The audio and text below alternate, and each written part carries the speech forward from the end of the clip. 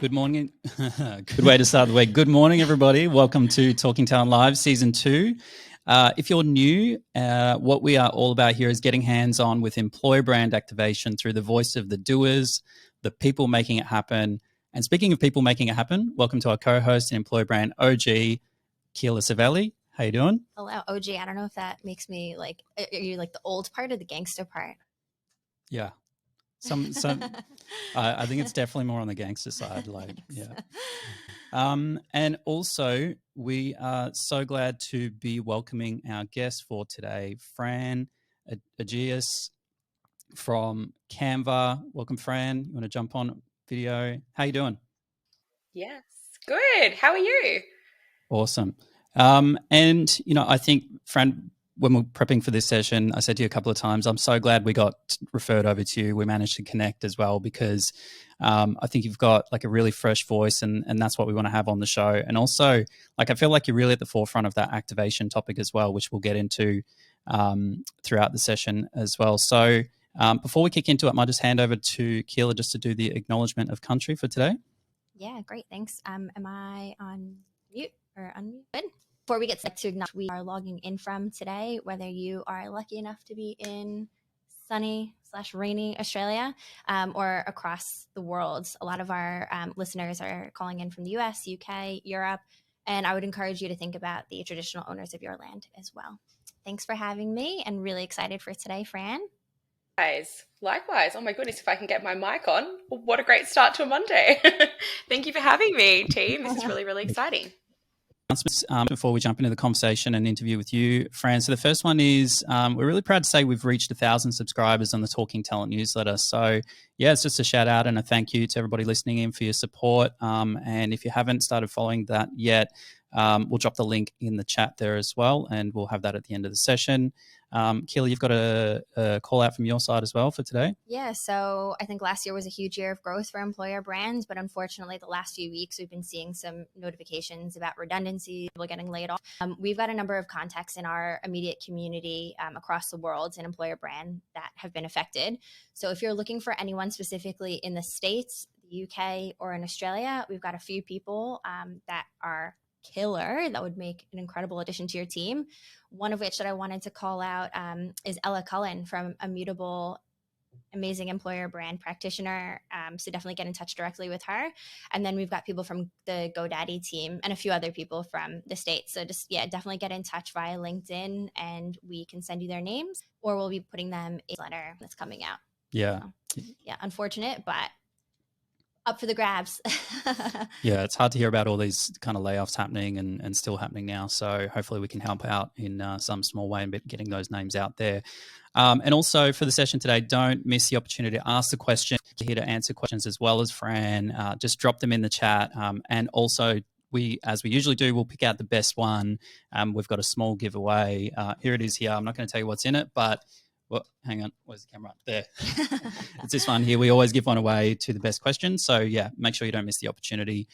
So yeah, let's get into it, Fran. So let's open up the conversation by getting a bit about your makeup of the team at Canva. Where do you see it? Like, what's the purpose of the team? And we're not going to just talk about Canva today, but yeah, I just thought that'd be a good place to start for everybody to hear what you're up to. Yeah, definitely. Thanks, Jay. Thanks, Keela. So hello, this is so exciting. Please call me Fran for anyone listening as well. So I sit within the people team, specifically within the people experience group. So that's potentially like a little bit different to other makeups of some other teams externally. So when I was at Optus, I worked with the TA team, but we work within people experience. We're actually in a newly formed team, which is really, really exciting. And team is something a little bit different too, isn't it? I feel like in a lot of EB roles, we are sole practitioners and owners of EB. So this is my first opportunity actually working within a team, which is incredible. So there's myself and then two other talent brand partners that make up the talent brand team. And we also have our coach, Charlotte Anderson. So for those who are joining that are non-Canva, coach is our Canva way of saying manager. So we are a small but mighty team, I like to think. And Jay, to answer your question around the purpose of our team, so at Canva, we speak a lot about having a crazy big goal or our mission. So I would say that our mission is to create a globally adored employer brand that attracts the best talent for Canva. So essentially, we really like, the purpose of our role is to sort of illuminate and also like engage the best people who have the right skills for Canva. We're a growing team, so Canva scaled a lot from, a startup to where we are today, and we've seen incredible growth over the last sort of 5 or so years, if not more. So we're really sort of at that interesting junction as a team where we're really discovering that changing Canva story. Yeah, and I feel like Canva. You've probably been there for a while now, but certainly one of those brands that's at that cult status, and I imagine that'd be like super fun to kind of like translate that into the talent strategy as well, and how do you make the most of that in the employer brand space? So, and just quickly as well, do you want to throw out a couple of the other places you've worked before you got to Canva? Yeah, definitely. So, in my last role, I was over at Optus, which was an incredible experience. I've also worked, so my background is in recruitment, and that's sort of how I made my way into talent brand or employer brand. So, I started my career off at Commonwealth Bank, which was an incredible place to start. Then made my way over to Ernst & Young, or EY, as we want to call it now, and then to Macquarie Group before joining Optus and then Canva. So I've been at Canva for about a year. I should probably also say I'm Sydney based, so I know that you're both based in Melbourne, and our team is across many locations. But I live in Sydney. I live with my partner and my 2 cockatiels and my Jack Russell. So if you hear barking or tweeting or coughing or any of those, I am working from home. So all just part of the fun. Yeah, it feels like that sometimes. Well, I love that you use the word adore in your employer brand. I think you've got a lot of people that are fangirling and fanboying over having an hour to talk to you from Canva. Now, I think a lot of us OGs know what it means to get your army, get your small but mighty teams going, especially if you don't sit within TA. How do you empower your TA team to kind of be your army, be your soldiers on the ground, to get your EVP and employer brand going? Yeah, it's a really good question. And I think, to be honest, is really something that is evolving, something that we are still learning as well. So I think for us, it's really about equipping TA with the right tools and skills to be able to essentially self-serve. But of course, we want to be there as, like our titles say, as partners to TA. So, our doors are always open, our Slack messages are always open, and our role is to really consult. But essentially, we want to take the pressure off ourselves as a team. So I'm sure many of us listening have experienced being a bit of a bottleneck, and that's never really a nice feeling, to feel like you're sort of gatekeeping all of that information where you might not need to be. So we have a suite of assets and tools, obviously shameless plug, but we use Canva. You make everyone look like a graphic design hero, so you're leading the charges. Absolutely. Absolutely. So we're really lucky to be able to use the tool to empower our TA people, and so they really have all of that at their fingertips. But again, our doors are always open for that conversation, especially around that strategy piece. Thinking about what we want to achieve, why the audience, why the mode. So really talking that through, and then giving our TA people the right skills and tools that they need to be able to take it from there. Look, for the sake of activation, I promise you I'm not trying to steal your secrets or anything, Canva secrets. Tell me a little bit more about those templates. Like, what are you creating? Are they playbooks? The hood under that. Yeah, definitely. So I can't, like I said, I definitely cannot take the credit. I sit within a team, and my amazing colleague, Em Vaughan, really owns and works on those templates. But you're right, we do have a suite of templates that we use for our TA people that they share within recruitment journeys and processes with their candidates. And then we also do our playbooks, of course, built through Canva, but equally we also run quite a few workshops and training sessions. So we really see that sort of empowerment piece around the continual upskilling. And I think we know within talent brand, like, things change super quickly. The market is changing super quickly. So we need to be able to adapt and pivot, to use that word that's probably been overused a million times, but we really need to keep pushing and changing and consistently providing our TA people with the right tools. I love a good Friends reference. You're welcome to use them for as long as you like. We've got a question from Joel, and that's just another call out. If you have any questions, pop it in the chat because we're looking, giving a little side eye to my chat over here so I can ask it over here. Joel asked, how do you empower the broader business to be brand champions and attract talent? So you've spoken a little bit more about the templates and partnering with talent, but how do you get everyone doing the same? Yeah. Joel, that's a really good point to bring up. And that's something that I'm super passionate about, which is around employee advocacy. So I've been, I can give two examples, I guess. So I might take it back to some Optus examples just to spice things up a little bit.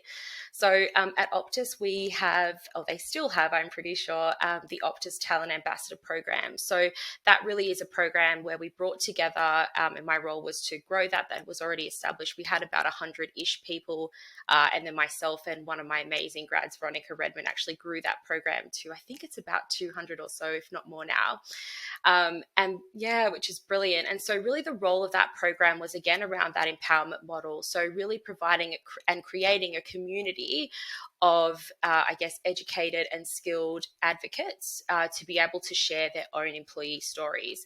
And we really found that to be super effective. So for Optus, it was really focused on enabling our people to share their experiences through social media. And we really saw some great outputs from that. So if you go on LinkedIn and search hashtag OptusLife, you will see a ton of incredible posts. And we actually found during my time there anyway, that the posts from our advocates went like 5 to 10 times further in terms of reach. So it was really about sort of cultivating that talent community. From a Canva perspective, like I said, that's something that I'm really passionate about. So when I joined Canva, myself, one of my incredible colleagues from talent programs, and then also a colleague from external comms, incredible colleague, we actually created Canva's first ambassador program. So it's a global program for us now. We have over 200 incredible Canvanauts as ambassadors, which is amazing.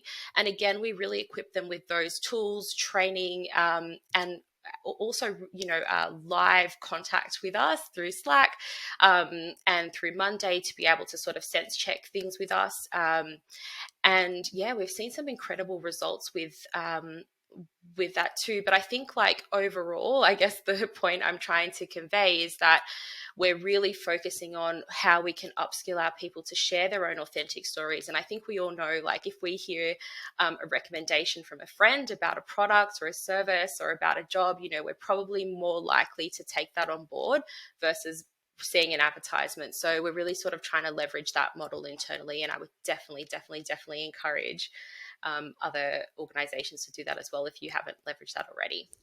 And Fran, within those ambassador programs, and even going back to some of the TA empowerment, like how do you manage the balance between making sure that you're hitting your goals around getting the right message, or you're sticking to that employer brand story, versus keeping it authentic and letting them talk about things in the way they want to talk about? Like, what's your kind of view on the balance, and how do you manage that? You're so right in saying it is a balance, because that's absolutely correct. Of course, as TB practitioners, we have that story we want to tell.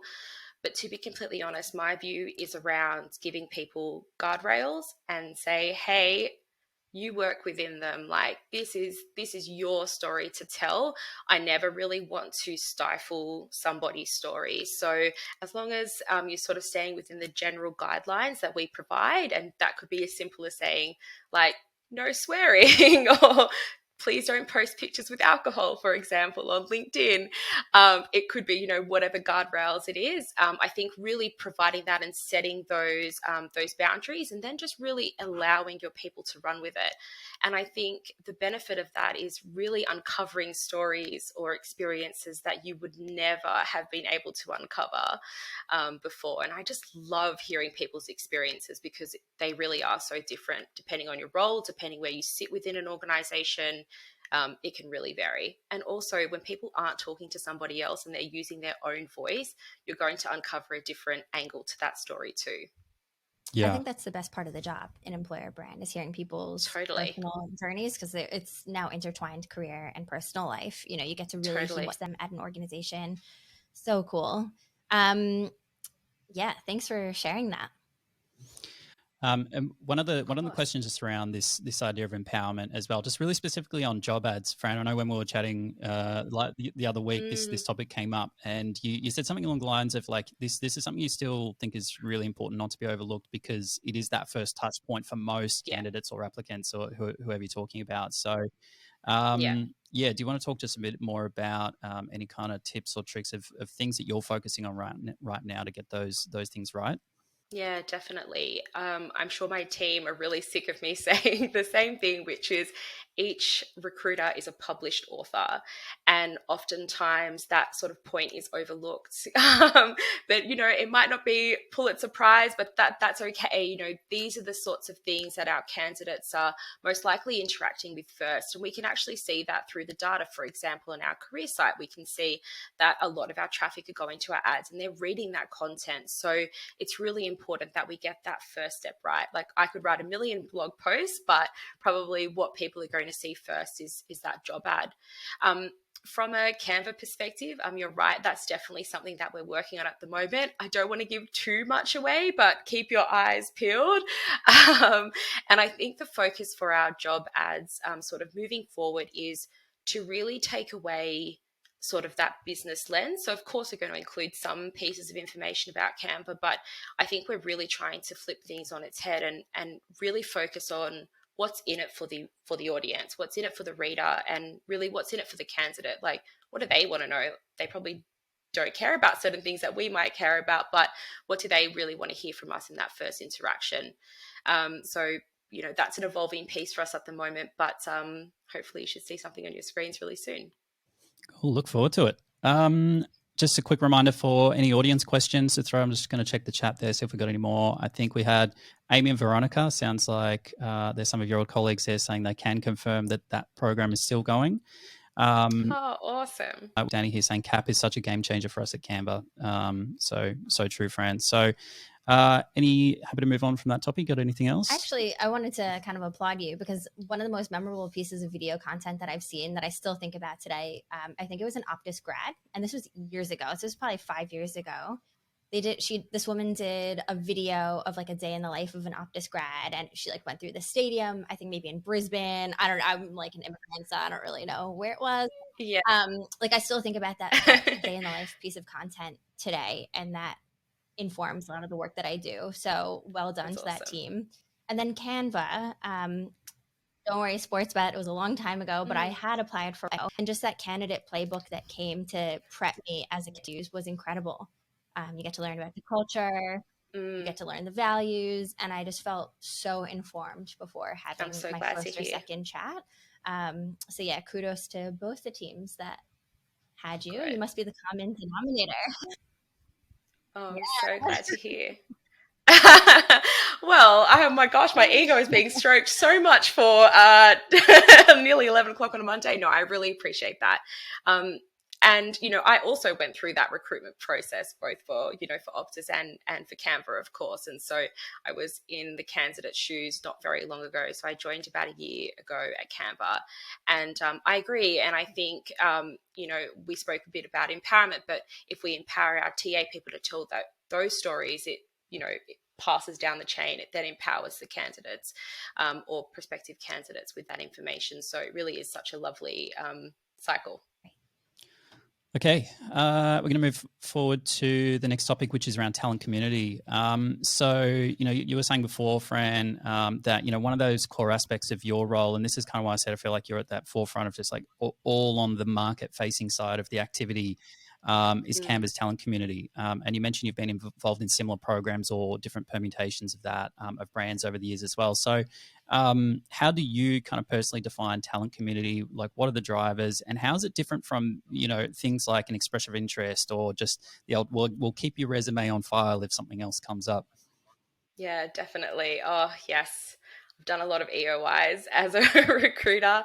And so I think the way that I'm thinking about it now, we use talent community, I guess, in a bit of a twofold way at Canva specifically. So we talk a lot about our general talent community, in which, we're engaging with them, like say on LinkedIn or through our other social platforms. But now we're really starting to define what a talent community is. And for me, it's really about having a pool of people that we can engage with, particularly, for me anyway, at scale. I really want to be able to communicate with a bunch of different people at the same time to sort of make our jobs a little bit easier, but equally to give our general talent community the right tools to help empower them. Well, I'm using the word empower a lot, but to help get them closer to their next gig, whether that be at Canva or not.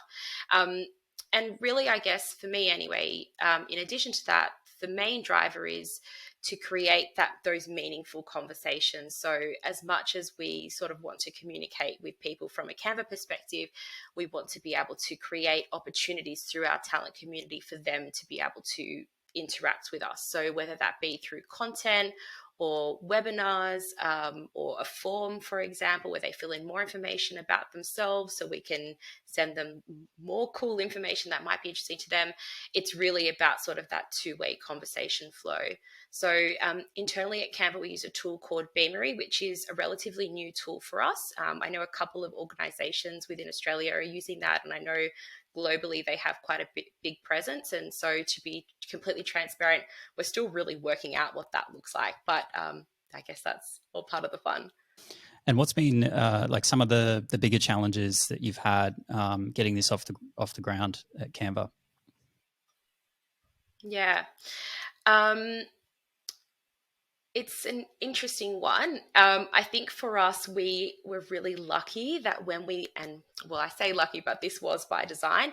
When we launched our talent community, we actually did launch it in conjunction with our brand new careers website. So we sort of weren't too sure where we were going to land in terms of those initial drivers to, get those conversions, so to speak, for lack of a better term, to our talent community. So that was sort of the main challenge that we were thinking of around how do we actually start to cultivate, to grow, and to nurture our community. So we were, I guess, very fortunate that we did have quite a significant sign-up rate to our talent community. But now the challenge is really around how do we optimize our talent pool, and how do we start to think about how and what and when we communicate with them. So we're sort of working through that now. There is a strategy that sits behind it, but I think, as we said, pivot. We've really designed that strategy to allow us to pivot if we need to test and learn as we start to see what works for our talent community and potentially what doesn't. Mm-hmm. Quick question on that. Tell me a little bit more about the cadence. So while you're rolling out this phase one, it seems, of Beamery and talent communication, is it that you're reaching out quarterly? Is it, monthly recap of the month that's been? Can you tell us a little bit more about what that plan is? Yeah, definitely. So again, we're still working through that now. We've had our first tranche of comms that have come out, but our plan is to have that on a quarterly basis. I think for us, we really want to think about what's in it for our audience. And so we speak, I know in TB, we speak a lot about the give and the get, and we really want to stay true to that principle. So we want to be able to give our talent community information, but also we don't want it to be like spam vibes. We want it to be meaningful when we reach out to them. And so we've just had like I mentioned, our first tranche of comms that have come out. And what we actually found to be most effective from those comms is how sort of simple and quick it was to read. And we actually had some incredible interactions with our first sort of piece of comms to our talent community. So yeah, we want to lift that, and yeah, hopefully in the next month and a half or so, we should have our next batch of comms that go out. It's like that battle royale of like, of course they want to hear from us monthly. Like they want to know about a brand. But then it's like, do they actually care about the job that they haven't gotten yet, or a company that they're not working with yet? So what's the right number of times to talk to them a year? What's appropriate? Yeah, maybe definitely. Some segments it's different than others. Yeah, it's a tough one, but we'd love to keep hearing from you as you gather learnings for sure. Yeah, definitely. Our team were really lucky to connect with this incredible person from EY in Glasgow, Jem, and she was really open to share her learnings and insights. And so I'd love to share with them here. And what she really spoke was around the cadence, and that sort of 3 monthly piece worked for sort of that overall talent community. But you're right, Keela, like as you continue to segment, potentially some pockets of the business might want to hear from you a little bit more frequently. So yeah, we're experimenting with that now, but it was interesting to hear her learnings, especially from a global standpoint. And I want to understand as well, Fran, you were saying before you're getting quite a few, or you have had like a good result in terms of people registering and signing up for the community. And so how is that coming about? Because I noticed like after you told me you guys are doing the community, I'm like, all right, I'm going to go check the career site. And I saw that the primary call to action up in the top right, which is join the talent community. And I love that because I feel like there's so many career sites. It's just, I'll just check out our jobs. And then if there's nothing there right now, it's like, what's the engagement look like for the long term until there is something that's right for them? So I love that it's the primary call to action. So is it mostly coming from organic activity on that site and people are joining up there, or is it typically more when people have applied for a role, it wasn't quite right, then you kind of lead them towards that step to keep them engaged? Like, what does it look like? Yeah, a bit of all of the above, Jay. So we do get, quite a few people opting in from our website. Some are through the recruitment process, absolutely. And we also drive some of our traffic to our talent community through socials. So we've been really proactive in sharing those sign-up links. We also share them off the back of events, for example. So we have a bit of a different mix, and we're seeing some sort of mixed results still, but I would say probably the primary driver is through the website at the moment. Now, Ash asked a great question about how you're measuring the success of the talent community, and we're going to be talking about measurement in a little bit. But Andrew asked a question about your EVP, and I think it's actually an awesome question because you don't have an EVP. Yeah. Yes. How you convey some messaging around not EVP.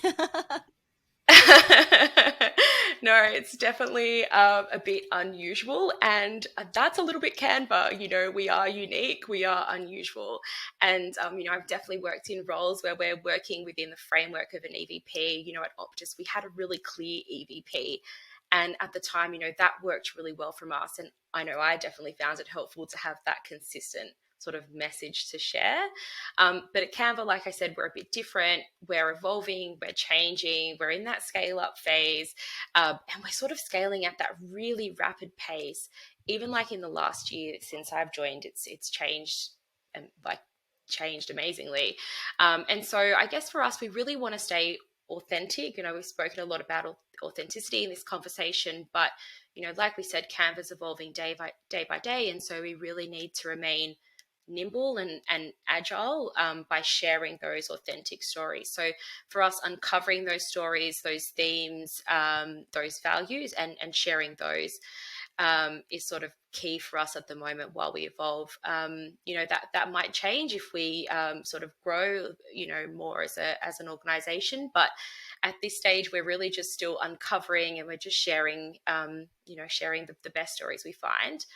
Our global head of people, Jenny Rogerson, actually shared a cool quote this morning that really resonated with me, which was culture eats strategy for breakfast. And I think that really applies in the context of an EVP conversation. And my opinion is that you could have the best EVP or the best strategy, but your company's culture will really speak for themselves. Or itself, I should say. So we're really about amplifying that culture and the experience of our people. You got some people that are like giving the emoji in chat. People are like, you get it, Fran, you're right. Like, you split the crowd, so congratulations. Going rogue. Oh, I didn't come on to be a controversial figure today. No, I'm kidding. But it is interesting, and we might get to a point, like I said, that we have an EVP, but at this stage we're rocking without it. You're EVP fluid. to be very 2023 in 2023, I love that. 2023 lingo. I love EVP that. fluid. I might write that down, Keela. Yeah. Ooh, funny.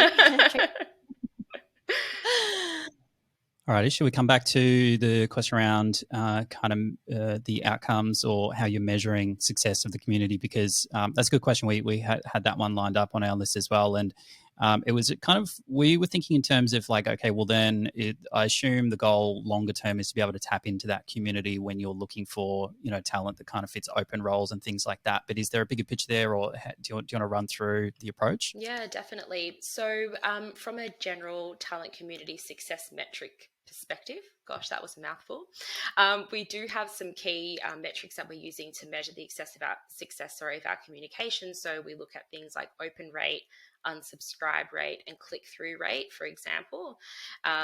So those are sort of the key quantitative measures, I should say. But in terms of the qualitative measures, we're really at that stage where we're getting feedback. So we have sent surveys, for example, where we are really looking for those open text responses. And we love to hear about how some of the content we've shared or the webinars we've hosted have impacted people, hopefully in a good way. But yeah, we really love to hear sort of those pieces of feedback. So I guess, again, for us, it's really, a growing space. We're still learning. So I don't know whether I can share sort of the best practice in the biz, but like many of the people listening, we're really learning, and I'm happy to share sort of what we've done so far. Yeah, cool. Yeah, I mean, it's good. I feel like it's good to have that mix of, okay, well, are we getting engagement in the content, as well as some of that really qualitative, direct feedback from people? Because I know you were telling us earlier as well about how, okay, well, the community, there's a mix of kind of content and experiences in there, and some of those things that to add value, whether they ever become an employee of, you were to just how many people are funneled through to become candidates or employees, you're going to miss that whole piece around adding value, building positive affinity with the brand in the meanwhile, right? Definitely, Jay. And I think to answer the other part of your earlier question around talent pooling, and again, that really goes back to that empowerment piece around TA. So our role as talent brand is to cultivate that overarching talent community. And then once they're sort of in the system, so to speak, that's really where we pass the baton to our recruiters for them to be able to continue those conversations. So when there are, roles to fill or, candidates they want to have a conversation with, that's really for them to have those conversations with hopefully talent that have heard from us before. I guess the ideal state is that they use that talent community as their main sourcing channel. So it's like their own small business. They know if they've got 1,000 people on their list, they know all those 1,000 people intimately. Do you feel like that's where your talent team is right now, that they can just like go in, treat it like their ATS, their main source, and work that way? Or is that the goal? Yeah, I think that's the goal. So it's a relatively new tool for us. And so we're still, building out, or our recruiters, I should say, are still building out their, portfolio specific talent pools. But absolutely, they're engaged people that are in that community. And then hopefully it's not as random or sometimes as, cold feeling as an outreach on LinkedIn. They're an engaged person. They're interested in our business. They know about Canva. They know the Canva story. They've hopefully used some of the tips or tools that they've learned from us as part of the talent community along the way somewhere in their job search. And so when they hear from a recruiter at Canva, it's a delight. It's surprisingly delightful and not, oh, that's a bit random. Yeah, like it feels a little dirty. I stole your question, but we've been talking a little bit about some people's experiences in Canva. In Australia, we all know the brand and love it. We adore it, actually, to use your words. But maybe when they go overseas, Canva's not as known. Can you tell us a little bit about those experiences and how you're looking to kind of overcome that challenge? Yeah, definitely. So you're so right. I think we're so lucky we have that traditional consumer brand presence in Australia, and really quite a strong talent brand presence, if I do say so myself, in Australia. But where we're really seeing some of the challenges in terms of engaging with the right talent is in some of our growing regions and markets. So particularly within the US, and we're actually doing quite a bit of hiring across EMEA, the UK as well. So for us, it's really about understanding those markets and what the drivers are.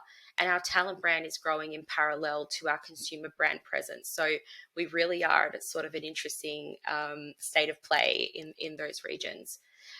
In Australia, we don't really need to sell the Canva story. Like generally, candidates will know or use or have read an article about Canva, but potentially in EMEA and the US, it really is telling that and selling part of that Canva story.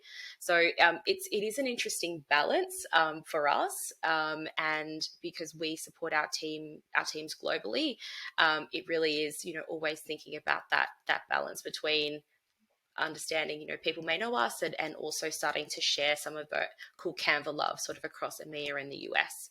Interesting challenge. I mean, for me, like I obviously work in a pretty polarizing industry.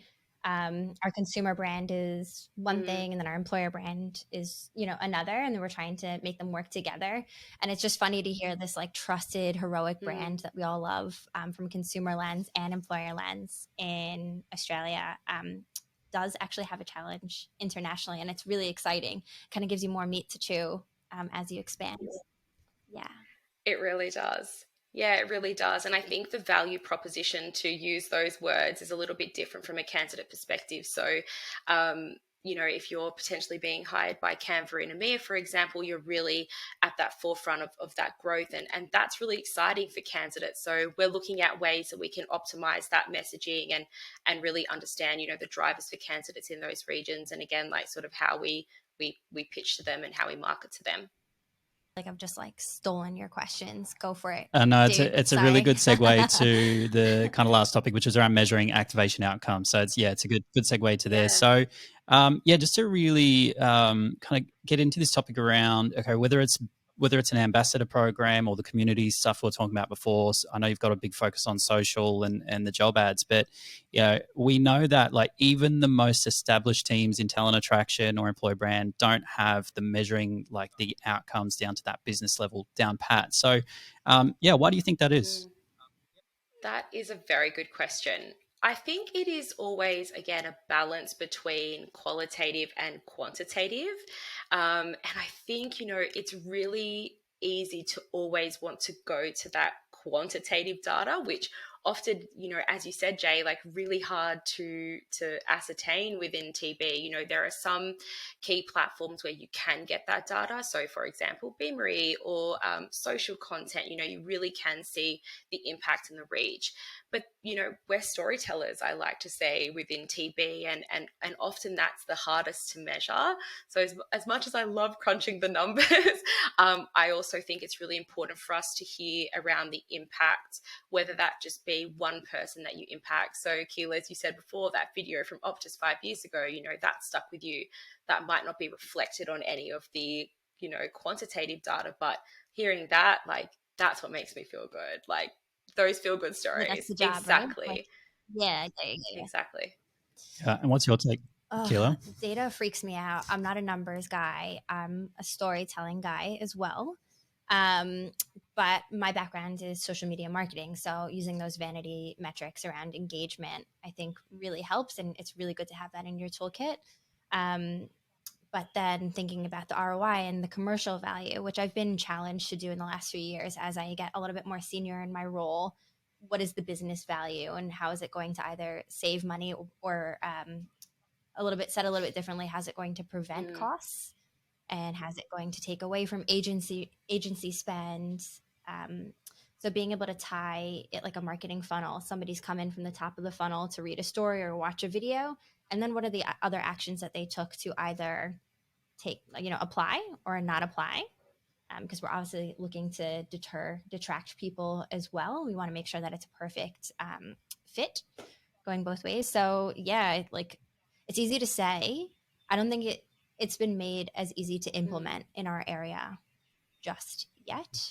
I don't know, people pop it in the chat. What are you doing? Like, let's learn from each other, because I don't think anyone's doing it well. I think like my famous line, and sorry for the kids at home, but it's the same bullshit everywhere.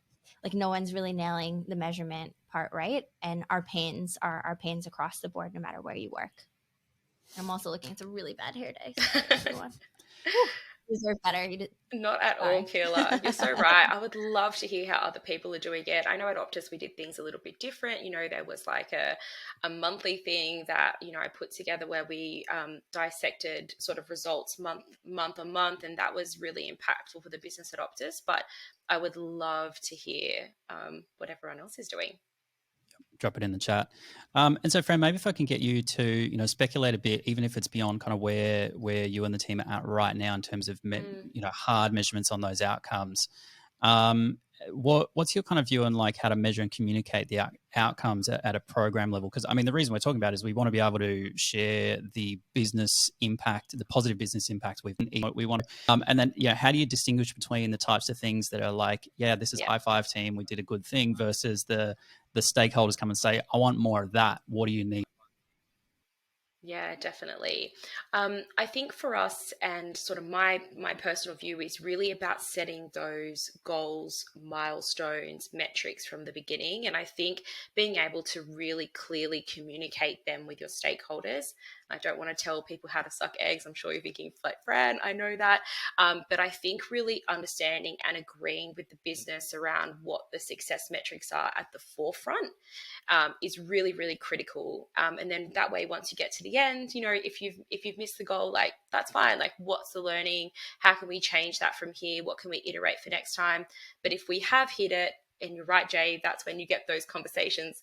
How do we scale this? How do we make this global? How do we, change this for this business unit? How do we do it differently, or how do we grow next time? So I think, really setting those key metrics and objectives as your non-negotiables at the start, and then sort of sticking, to it at the end, and then assessing.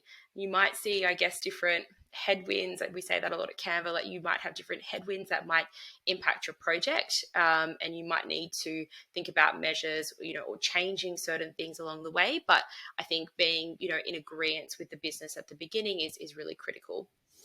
And do you think part of the challenge is that even say the stakeholders across the business, they're not quite even at a point yet where they know what to expect? So there's like, you guys are trying to figure out, okay, what are the outcomes? How do we educate stakeholders? And then how do we measure and demonstrate that we've made an impact? And then it's not like you've got stakeholders coming in and say, I know exactly what I want from the team. Can you please achieve this and figure out a solution for it? Is that a good guess, or have I got it totally wrong? No, it's a good guess. I mean, sometimes we get a bit of both, which is always fun. But I think for us, it's really about, like I said, setting those goals and metrics. And then, as we said too, like, we're partners, we're consultants. So if we think that there's a great idea and we could potentially lift that or iterate on that, like, we also want to be communicating that with them as well. I know James Ellis speaks a lot about victory laps too, and that's something we've been talking about in our team, is like, when we're sharing our victory laps, we're sharing what the impact was, what the measurements were, and also what our business can take away from those learnings. And you know what, if the business come to us after and say, hey, we want more of that, like, I think that we've done our job right, I think that's a good thing. Yeah. That's definitely a win. Yeah. Yeah. A bit of a groundswell. David asked a great question about how, like, TA obviously want to measure the time to close a job. EB or TB measure the time to apply. How can we reduce that time to apply over time? I've got my thoughts on that, but I'd love to hear more. That's a really good question. I think for us, and Jay, Keela, we've spoken prior to this session around opting out and designing content to enable people to opt out. And that's something we talk about a lot at Canva. We spoke about that a lot at my time at Optus, at Macquarie, is, I think, like, let's be honest, like, not every organization is for every individual. And I think for me, from a TB perspective, is around telling that that story to allow people to say like, hey, I'd love to work for Canva, or equally, hey, I might not want to work for Canva or Optus or whatever the organization is, and that's fine. So I think for us to sort of start to reduce those timelines or timeframes a little bit is allowing people to opt out at the right time. And so that way, when you have candidates that come through that recruitment funnel, you've got the right candidates that really want to be there, that really want to be part of your business. And I think that speeds up conversations for recruiters, and I think that equally, speeds up things for TB as well. But I guess that's just my 2 cents. I'd love to hear what you both have to say. I actually think that it's okay that we're a mid to long term tool. Mm-hmm. I think that it's rare when somebody just like reads an article and they're like, yes, I must apply right now, because like there might not be the right job. I'm okay with being a 12 to 18 month play. I think like when I worked at Australia Post, a lot of the content that we wrote about when I worked at RMIT, if you know that you're going to be in academics, it's generally like from the time that you're experiencing education, either as a child or a uni student. So the play is actually potentially like a 10-year play when we write employer brand content. And like I was okay with that at that time. So I think shortening the time to apply, it just depends on the brand that you work for and what you're looking to push with each piece of content. Yeah, you're totally right. I would say from a marketing perspective, I mean, there's scenarios where if what we're talking about is like how many fields in there, how much effort is there on behalf of the user to get through that first stage and submit their application. I mean, there's a whole bunch of scenarios that in marketing and that we've worked on ourselves where it's like, actually, you know what, we don't want it to be too easy because we want the people that come through. I'm talking about, say, lead generation and things, not candidates, but we want people to be serious by the time they come and speak to sales. So sometimes having just enough like effort of having questions and things they have to put there to show that they've actually thought about it, why they're there, if they serve and possible. Yeah, sometimes it's if it's a little bit too easy, it's like there's the quality can wane a bit. Yeah, definitely. That's an interesting point, Jay. I might jump into one of these other topics we've got here, which is around it's kind of flowing off that, which is more about kind of volume of applications and quality applications as well. So and funny should say mention James Ellis. I was inspired by him with this question because he did this nice post around like, is your goal to generate more candidates or more applicants? And I had to read it 2 or 3 times. I'm like, oh, now I get it. I know what he's getting at. So I know you guys have both got kind of a view on this in terms of like one of the key outcomes that you should or could be looking at within how you go to market for talent. So what's your kind of view on that, especially around like how do you distinguish between those two things when it comes to applicants and candidates? How do you distinguish what's quality and what's not, perhaps? Yeah, definitely. I think we've spoken about, this in this conversation so far, but we're in a really fortunate position at Canva where we get over 200,000 applications per year. So we have the quantity down pat, which, and again, it's huge. But again, we segment that by regions, and I don't want to get stuck too much in the weeds. But, like we said, there are pockets where we need to bolster applications, and there's pockets where we have that quantity. So I think for us, again, it really links back to the storytelling piece to be able to help us attract the right talent. And this might be the same story sort of for a lot of people within our audience.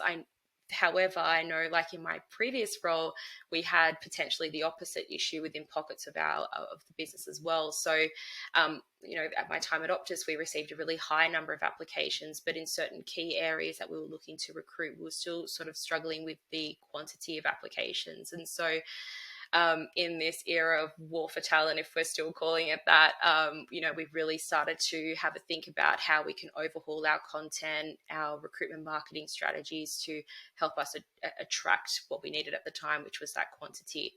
But it's really kind of shifting for us at Canva. And like we said, we've got that real balance between, between the different regions. So it's an interesting one for us. I'd love to hear, Keela, you said you had some opinions on this as well. I'd love to hear. Yeah. I think, like I mentioned before, I work in a polarizing industry, and I'll say that time and time again. I think that it's it's important, it's critical as a team to make a decision about who you're looking to influence and what that might look like personas in other companies before you build out an EVP and the types of people that you want to attract.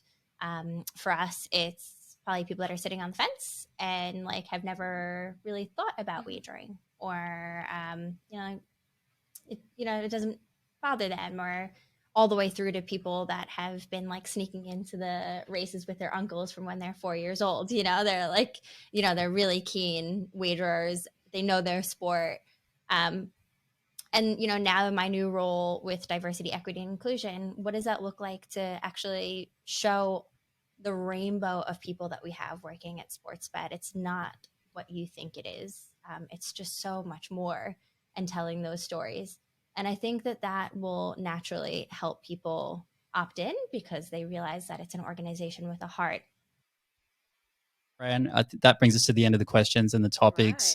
Right. And we do have one more special question for you actually as well, which is this program where whoever the last guest was gets to pose a question to the next guest, and we just keep the chain going throughout the whole season. So turns out it was actually Keela was our last guest when we introduced her as the co-host. So she can actually ask you her question herself. Or should I? Yeah. Okay. So, you got it. Or I've got a recorded version. Recording, so I don't need to say anything. Keep the tradition. Yeah.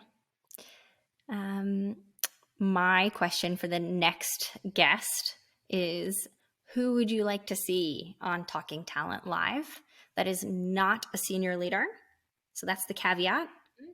Who would you like to have be part of our show so they can do some of our talent or some of our recruitment for us? Lazy.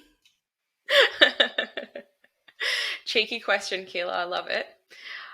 I don't know if I'm flipping things like too much on its head, but I know I've spoken a lot about being part of a team. I would actually love to hear from a TB team. I'd love to hear potentially from the team over at Atlassian, if I was to name drop an organization. But yeah, if there's a TB team, I'd love to hear from like a diverse sort of set of people in the same conversation. Bit of a panel discussion vibe. Ooh. Yep. Nice. If we've got anybody from Atlassian on, can they just drop a message in the chat? Let us know you're here. Yeah, we got to get Ash Humby. We'll right here. There we go. Oh, hi. Is it Ellie? We'll reach out to you for sure. We'll see if we can make something happen. And then, friend, that brings us to already course right now. We can't tell exactly who it's going to be. So, but go for it. All right. Should I take from the top? Okay. So I would love to know if you could create your own dream talent brand activation, no budget, no red tape, no approvals. What would you do? I'd love to hear your dream big activation. Blue skies, green fields. Blue skies. That's it. Blue skies only up here. And last question, probably the most important one that we haven't rehearsed. Let's see your nails because they match your top. And I feel like you shout out to my nail lady Katie. She crushes it every time. I'm going to Harry Styles on the weekend, so I had to go for something a bit fun. Thank you. I will be up in the bleachers. Thanks. I don't know how close I'm going to get to him, but I'll try my best. Your nails look beautiful too, Keela. Okay, cool. Thanks again to our live audience. Thanks for hanging in there with our kind of tech glitch there. And Fran, you've been awesome. It was really good to chat with you. We've got one more thing to do, which is our giveaway from the best question. So I'm going to throw Paul quickly to let me know who the winner is. That would have to be to David. David for the win. We'll send out that giveaway pack to David. We'll be in touch to get your contact details shortly. But one more thing. If you'd like to be kept up to date on our live sessions, some of the highlights as well as the recordings and everything, make sure you jump on LinkedIn, follow Video My Job, or subscribe to the Talking Talent newsletter. That's it from us for now. See you all very soon. Thank you. Thanks, Fran. Woo! Well done.